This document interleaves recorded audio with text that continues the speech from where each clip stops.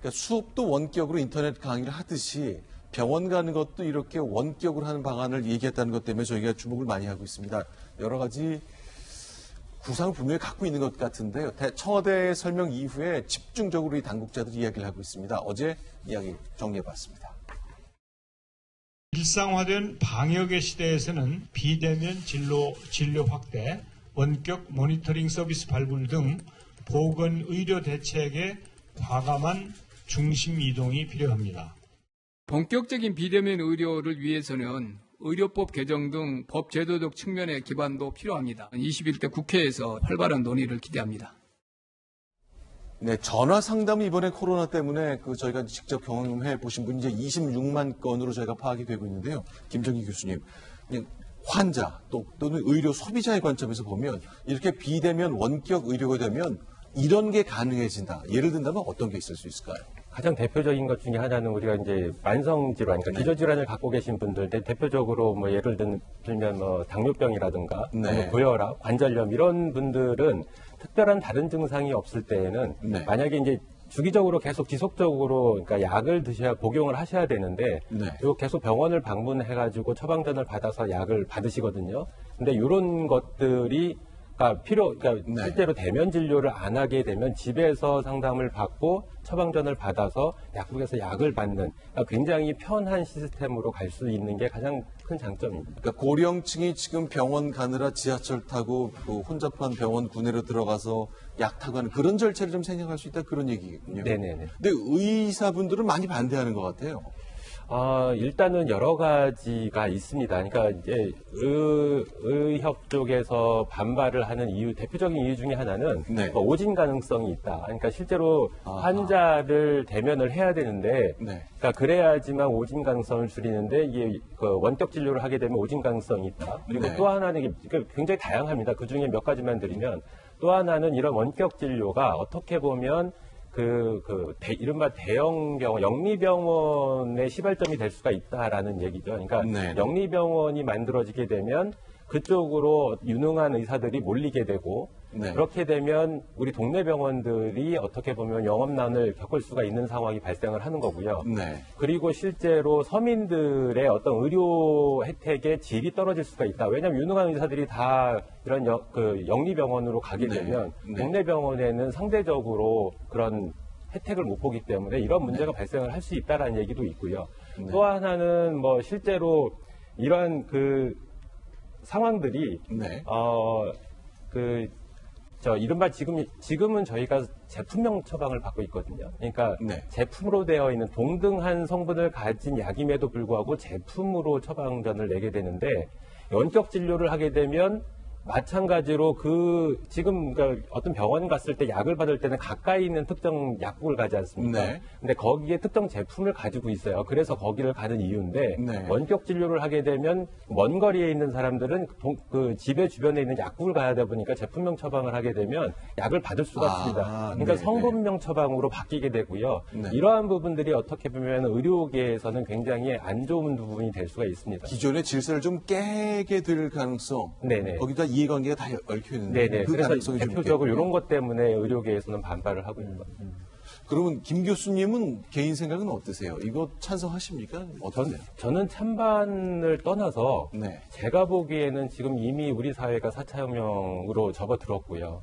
그러다 보니까 이건 어쩔 수 없이 피할 수 없는 수순이다. 그런데 이게 단기간에 급하게 대책을 마련을 하다 보면 원격 진료 자체가 장단점을 다 가지고 있습니다. 그러니까 더군다나 특히 현재 우리나라 의료 시스템은 전 세계에서 가장 좋다라고 평가를 받고 있는데 만약에 원격 진료를 그러니까 장점은 살리고 단점은 보완을 해야 되는데 이걸 졸속으로 처리하게 되면서 이거를 제대로 관리를 못하게 되면 오히려 의료 시스템이 붕괴될 수도 있습니다. 그래서 그러니까 시간을 가지고 차근차근 실제로 장점만을 먼저 살리는 방향으로 점차적으로 추진을 해야 된다라고 보고 있고요. 이건 시대의 흐름이기 때문에 거스를 수는 없다. 특히나 우리나라 같은 경우는 IT 강국이기 때문에 이 IT와 원격 진료가 만났을 때는 시너지 효과를 보일 수가 있거든요. 그래서 요거는 너무 급하게 하지 말고 차근차근 단점을 줄여나가면서 진행을 해야 된다 이렇게 보고 있습니다.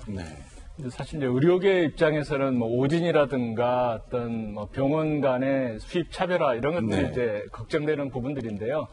국가적으로 보게 되면 네. 그 원격 이제 의료 이런 것들이 이제 원격 모니터링의 핵심입니다. 그러니까 네. 멀리 있는 사람과 이제 그 사람의 증상을 이렇게 진단하고 그런 것들이 아무래도 IT 기술 이런 것들이 좀 접목이 되어서 기기 네. 개발 이게 연결이 되거든요. 네. 그러니까 우리나라가 이제 IT 강국인데 의료기기 시장이 굉장히 세계적으로 큰 시장임에도 불구하고 네. 원격 의료가 이제 차단돼 있기 때문에 지금 개발이 안 되고 또 수출이 안 되는 거예요. 개발이 안 되니까. 네, 네. 그래서 정부로 보면은 계속해서 이 IT 쪽 또 이런 산업을 육성하기 위해서 꼭 필요함에도 불구하고 의료기 때문에 이제 의료계 반대 때문에 못했는데 이번에 이제 코로나로 인해서 전화 진료라든가 이런 것들이 이제 한시적으로 허용되다 보니까 나름대로 장점이 좀 있는 거거든요. 네. 그렇기 때문에 정부에서도 이참에 이제 이걸 조금 더 물꼬를 트겠다 하고 있는데 네. 의료계에서는 이제 조금 전에 말씀하신 것처럼 이제 전통적으로 반대한 입장이기 때문에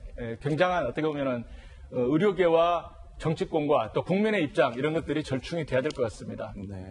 점점 이제 고령화라는 건 전 세계적인 추세이고 그러면 이제 좀 건강과 관련해서 돈을 많이 쓰게 될 가능성이 점점 커지니까 산업으로서 미래 먹거리로서의 이 가능성을 정부가 좀 보는 것 같네요. 다만 9월까지 올 가을 이전에 뭔가 제도를 만들겠다는 것은 좀 서두르는 것일 수 있으니 좀 차근차근 챙겨야 되겠다는 그런 말씀 주신 것까지 들었습니다. 자, 이제 이 굉장히 정치적으로 논쟁이 뜨거웠던 사안이고 의료계에서도 그 적잖은 반대가 있기 때문에 올 여름 가을을 또 달굴 이슈가 될 수도 있겠네요.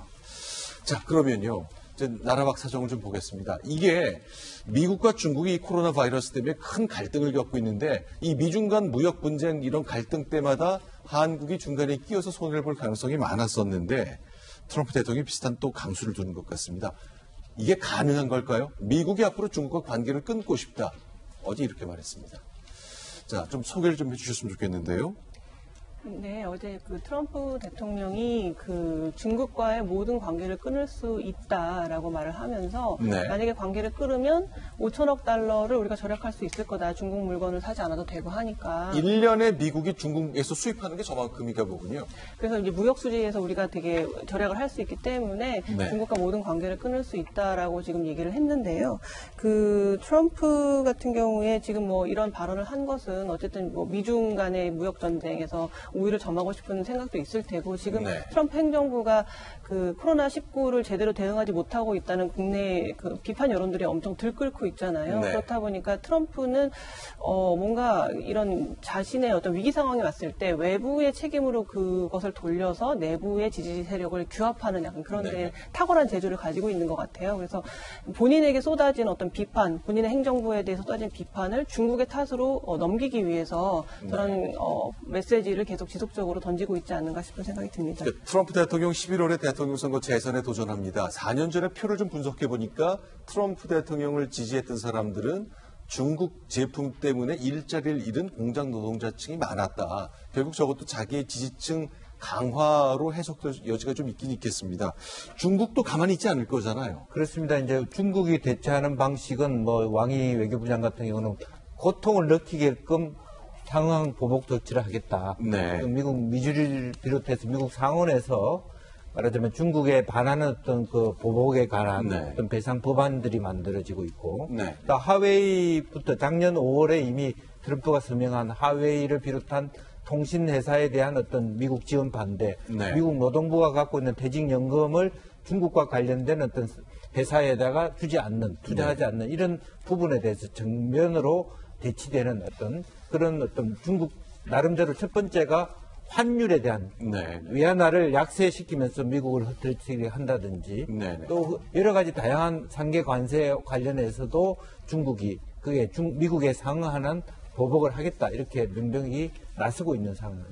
트럼프 대통령이 저 말을 보면은 오직 미국만이 중국을 압박할 수 있는 카드를 갖고 있는 것처럼 말을 한단 말이죠. 네. 사실은 그게 전체의 진실도 아닌데 어쨌건 이게 저 코로나 상황 나빠진 그 갈등 국면이 미국의 중국 때리기 현상을 가속화하고 있다는 점 그리고 그것이 우리 금융시장이나 수출시장에도 적지 않은 영향을 줄 수 있다는 점 때문에 많은 우려가 나오고 있습니다.